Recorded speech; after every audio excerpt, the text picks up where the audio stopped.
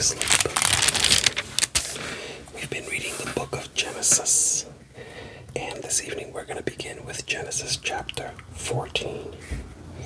But before we do, a reminder, if this is your first time, please consider clicking subscribe, like the video, leave a comment, and let others know about it. Share it. If you've been on this journey with me for a while, please like the video. Also leave a comment and go ahead and share it with others. Let me get my stuff ready here. I want to make sure that I don't get interrupted. Okay, there. Do not disturb. I don't like to be disturbed when I'm reading the Bible.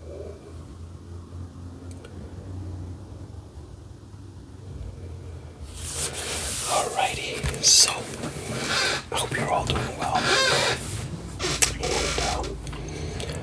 and I hope that this does help you to relax and even to fall asleep. Sorry that this room is not totally 100% soundproof, but I hope that with the nice mic that I have and with the somewhat moments of silence, you're able to get the best of this.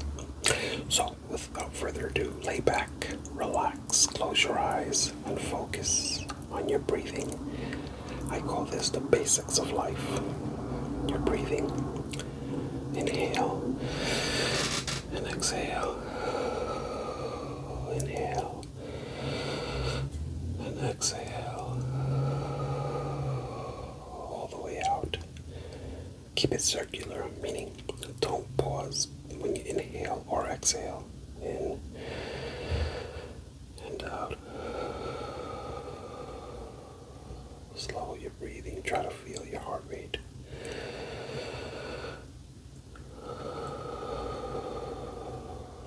As you slow your breath, you start to slow your heart rate, which is good.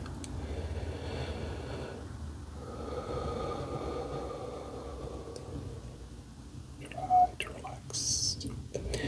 Take everything that you may have cluttering your mind out as you breathe.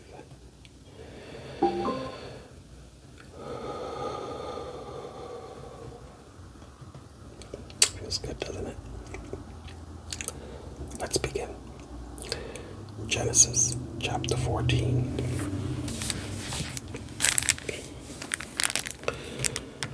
About this time, war broke out in the region.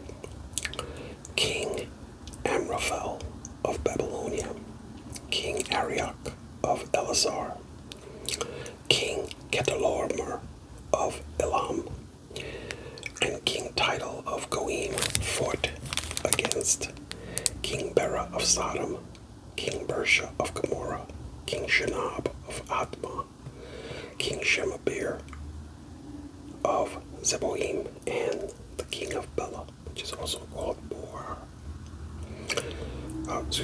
Zoar.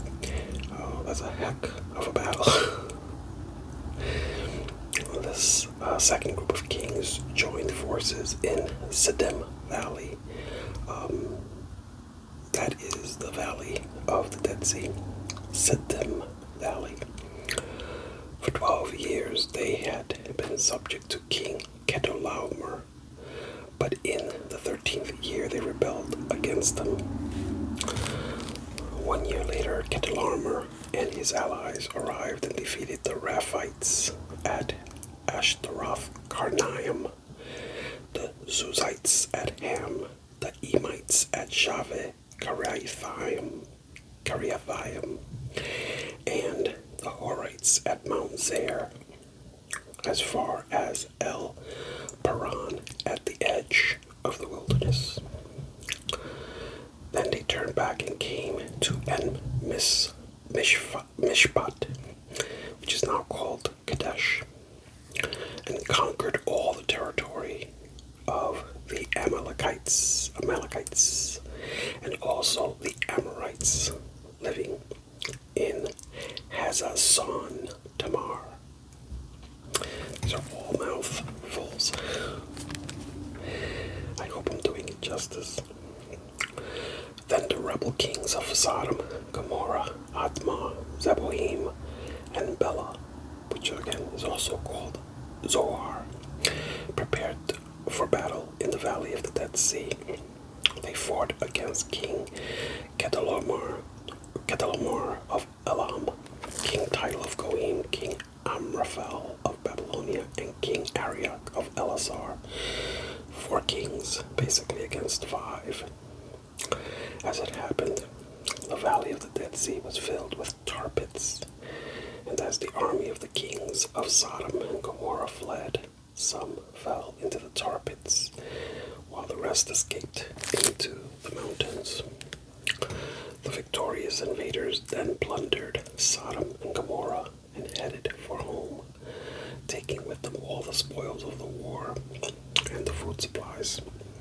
They also captured Lot, Abram's nephew, who lived in Sodom, and carried off everything he owned.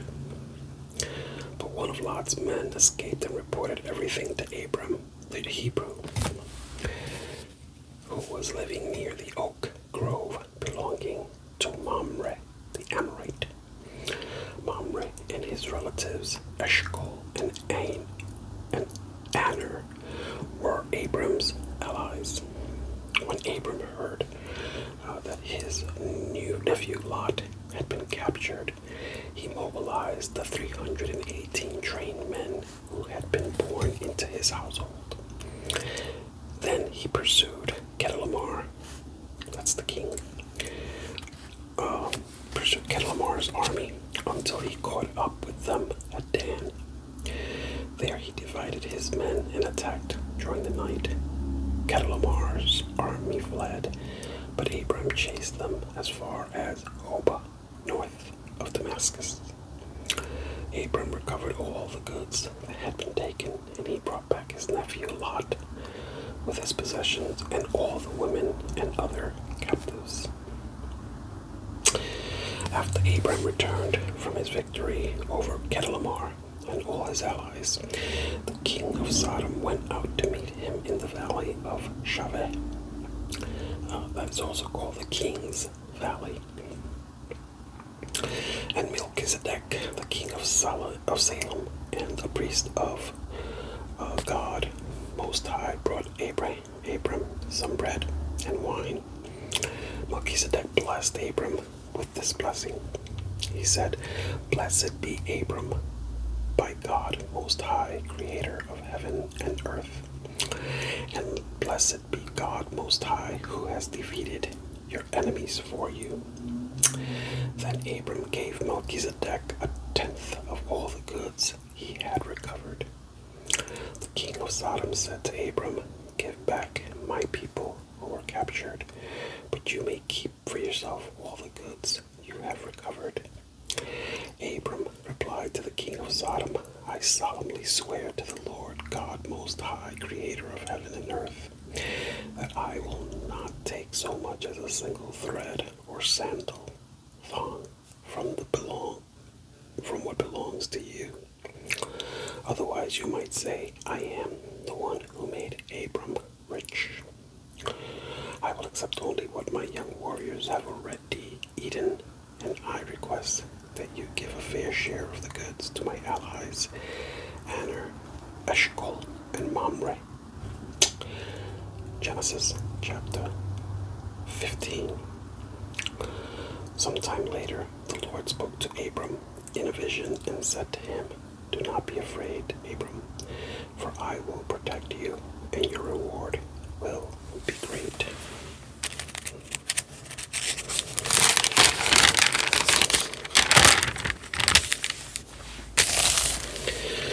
But Abram replied, "O sovereign Lord, what good are all your blessings when I don't even have a son?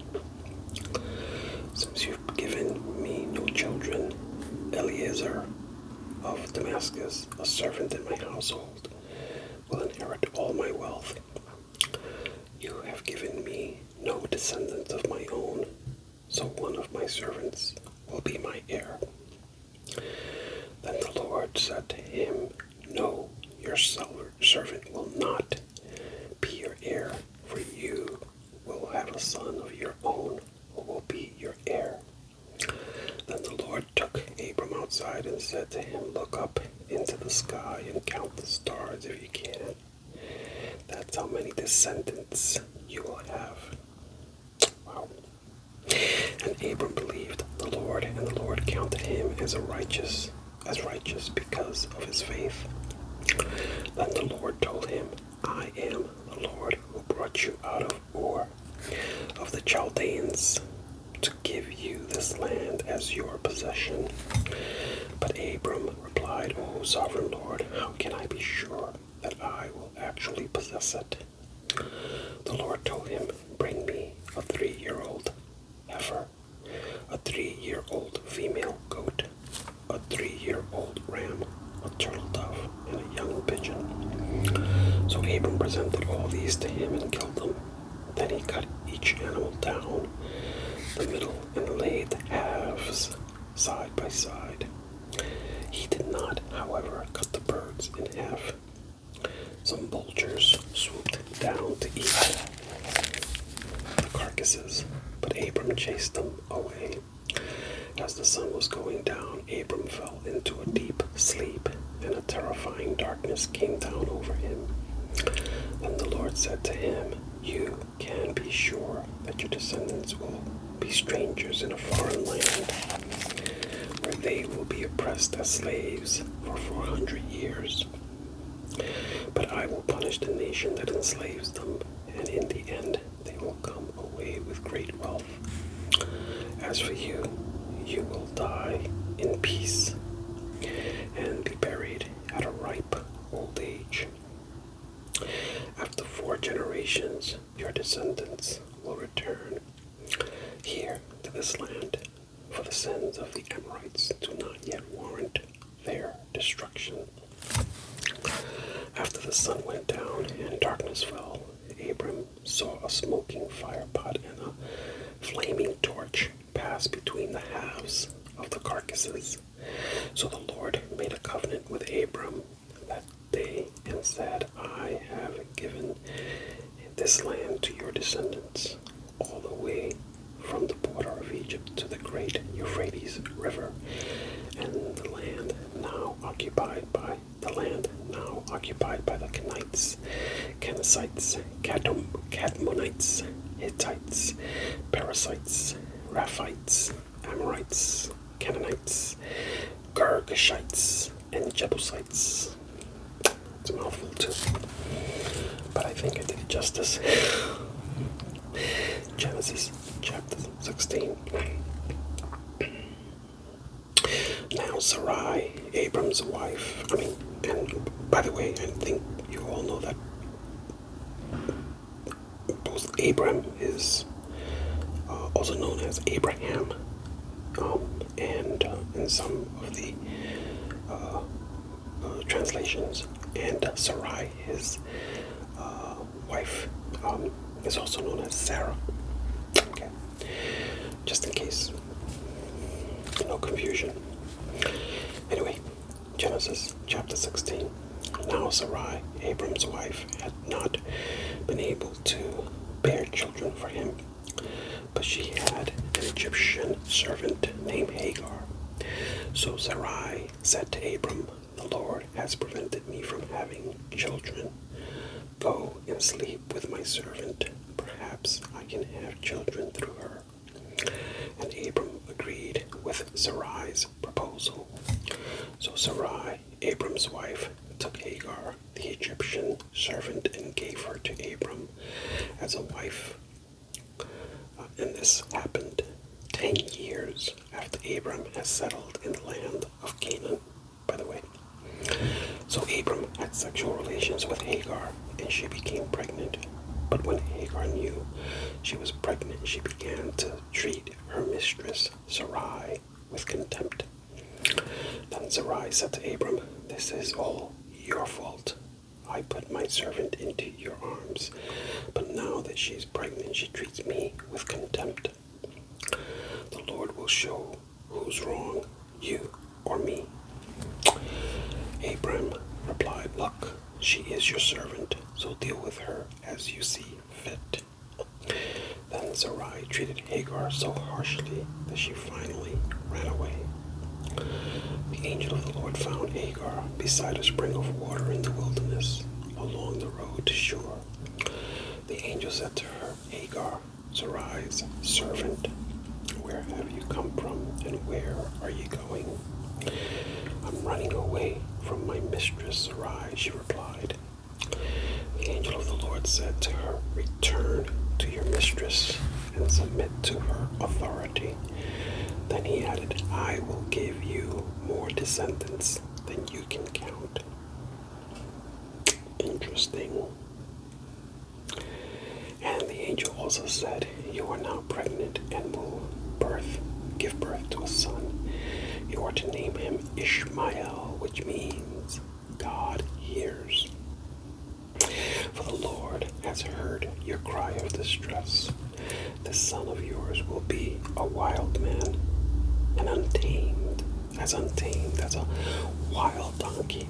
He will raise his fist against everyone, and everyone will be against him.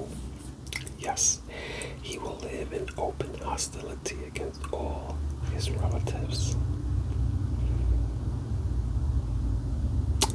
Hint, hint. Thereafter, Hagar used another name to refer to the Lord who had spoken to her. She said, you are the God who sees me. She also said, have I truly seen the one who sees me? So that well was named Beer Lahai Roy, which means well of the living one who sees me. It can still be found between Kadesh and Bered. So Hagar gave Abram a son, and Abram named him Ishmael. Abram was 86 years old when Ishmael was born. Genesis chapter 17. So now you'll see how Abram goes on to be named Abraham. But just know that it was the same person. That's why I said it earlier. When Abram was 99 years old, the Lord appeared to him and said, I am El Shaddai, God Almighty. Serve me faithfully and live a blameless life. I will make a covenant with you, by which I will guarantee to give you countless descendants.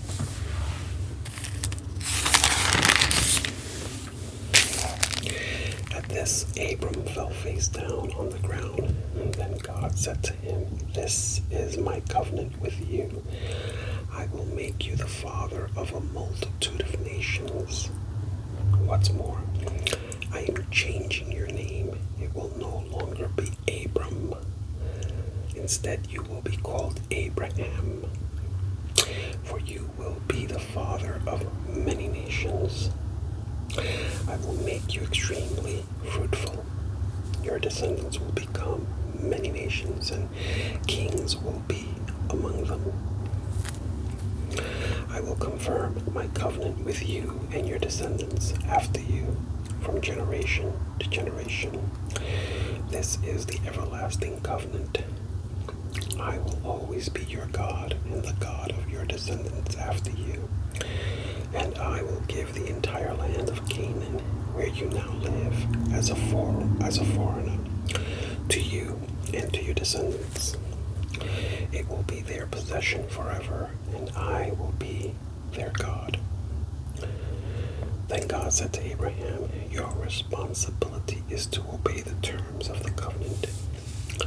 You and all your descendants have this continual responsibility. This is the covenant that you and your descendants must keep. Each male among you must be circumcised. You must cut off the flesh of your foreskin as a sign of the covenant between me and you.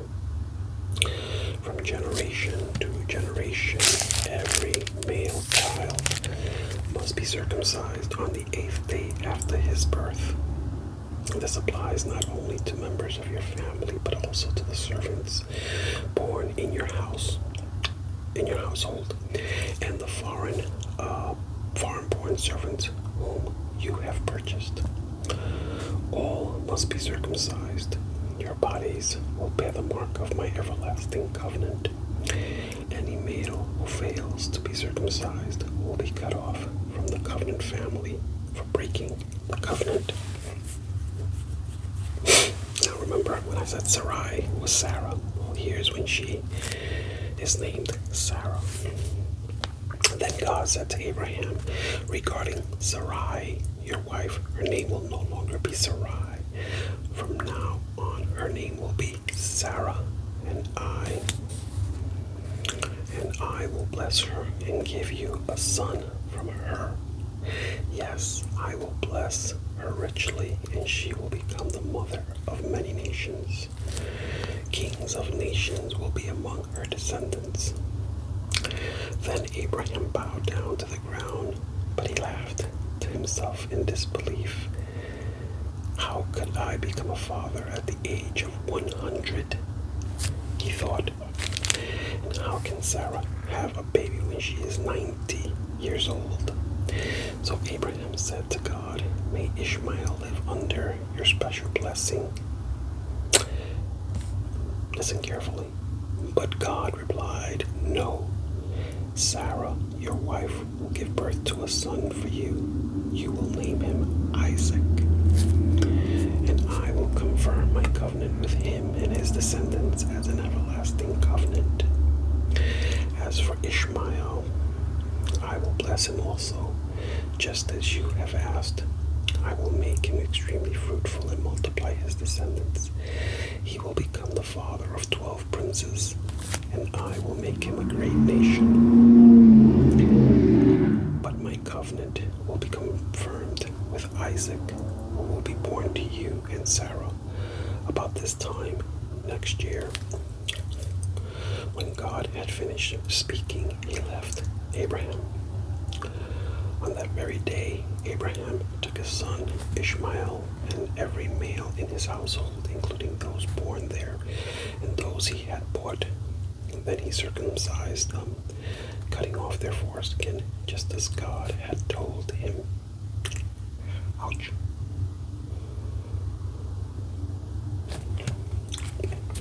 Abraham was 99 years old when he was circumcised, and Ishmael, his son, was 13.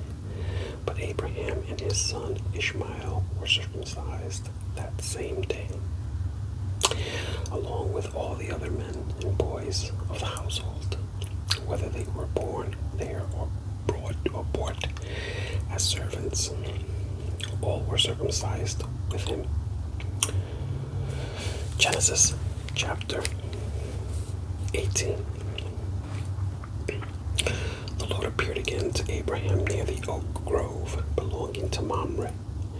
One day Abraham was sitting at the entrance to his tent during the hottest part of the day. He looked up and noticed 3 men standing nearby. When he saw them, he ran to meet them and welcomed them, bowing low to the ground. My lord, he said, if it pleases you, stop here for a while. Rest in the shade of this tree while water is brought to wash your feet. And since you've honored your servant with this visit, let me prepare some food to refresh you before you continue on your journey. All right, they said, do as you have said. So Abraham ran back to the tent and said to Sarah, hurry, get 3 large measures of your best flour, knead it into dough, and bake some bread. Then Abraham ran out to the herd and chose a tender calf and gave it to his servant, who quickly prepared it. When the food was ready, Abraham took some yogurt and milk and roasted meat, and he served it to the men. As they ate, Abraham waited on them in the shade of the trees. Where is Sarah, your wife? The visitors asked. She's inside the tent, Abraham replied. Then one of them said, I will return to you about this time next year, and your wife Sarah will have a son. Sarah was listening to this conversation from the tent.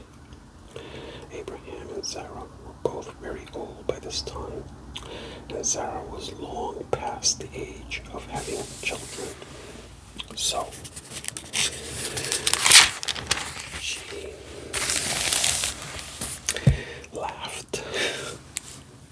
She laughed silently to herself and said, how could a worn-out woman like me enjoy such pleasure, especially when my master, my husband, is also so old? Then the Lord said to Abraham, why did Sarah laugh? Why did she say, can an old woman live like me have a baby? Is anything too hard for the Lord? I will return about this time next year, and Sarah will have a son. Sarah was afraid, so she denied it, saying, I didn't laugh. But the Lord said, no, you did laugh. Then the men got up from their meal and looked out toward Sodom. As they left, Abraham went with them to send them on their way. Should I hide my plan from Abraham? The Lord asked. For Abraham will certainly become a great and mighty nation, and all the nations of the earth will be blessed through him. I have singled him out so that he will direct his sons and their families to keep the way of the Lord by doing what is right and just. Then I will do for Abraham all that I have promised. So the Lord told Abraham, I have heard a great outcry from Sodom and Gomorrah, because their sin is so flagrant. I am going down to see if their actions are as wicked as I have heard. If not, I want to know. The other men returned and headed toward Sodom, but the Lord remained with Abraham. Abraham approached him and said, will you sweep away both the righteous and the wicked? Suppose you find 50 righteous people living there in the city. Will you still sweep it away and not spare it for their sakes? Surely you wouldn't do such a thing, destroying the righteous along with the wicked. Why? You would be treating the righteous and the wicked exactly the same. Surely you wouldn't do that. Should not the judge of all the earth do what is right? And the Lord replied, if I find 50 righteous people in Sodom, I will spare the entire city for their sake. Then Abraham spoke again. And he said, since I have begun, let me speak further to my Lord, even though I am but dust and ashes. Suppose there are only 45. The number keeps going down, just in case. Suppose there are only 45 righteous people rather than 50. Will you destroy the whole city for the lack of 5? Will you destroy the whole city for lack of 5? And the Lord said, I will not destroy it if I find 45 righteous people there. Then Abraham pressed his request. He's pushing the envelope. In other words, he pressed the request further. He said, suppose there are only 40. And the Lord replied, the Lord is cutting him right off. I will not destroy it for the sake of 40. Please don't be angry, my Lord, Abraham pleaded. Let me speak. Suppose only 30 righteous people are found. I think Abraham knew what was going on in Sodom and Gomorrah, so he kept bringing the numbers down. So now he says, suppose only 30 righteous people are found. And the Lord replied, I will not destroy it if I find 30. Then Abraham said, "Since I have dared to speak to the Lord, let me continue." I like this. Abraham is really daring, very brave. He continues and he says, "Suppose there are only 20. And the Lord replied, "Then I will not destroy it for the sake of the 20. Wow. Finally, Abraham said, "Lord, please don't be angry with me. Don't be angry with me if I speak one more time. Suppose only 10 are found there." And the Lord replied, "Then I will not destroy it for the sake of the 10. When the Lord had finished his conversation with Abraham, he went on his way, and Abraham returned to his tent. We're going to leave it there for this evening. But he said, even if there are 10 righteous people, wow. In Sodom and Gomorrah, then he would not destroy the cities. We'll see what happens. Next time we get together, Lord willing, we will continue with Genesis chapter 19. I hope you enjoyed it. I hope some of you even fell asleep and you can always catch up later on. It's always a blessing to me. I hope it's a blessing to you. With that said, God bless you. God keep you. See you next time. Bye-bye.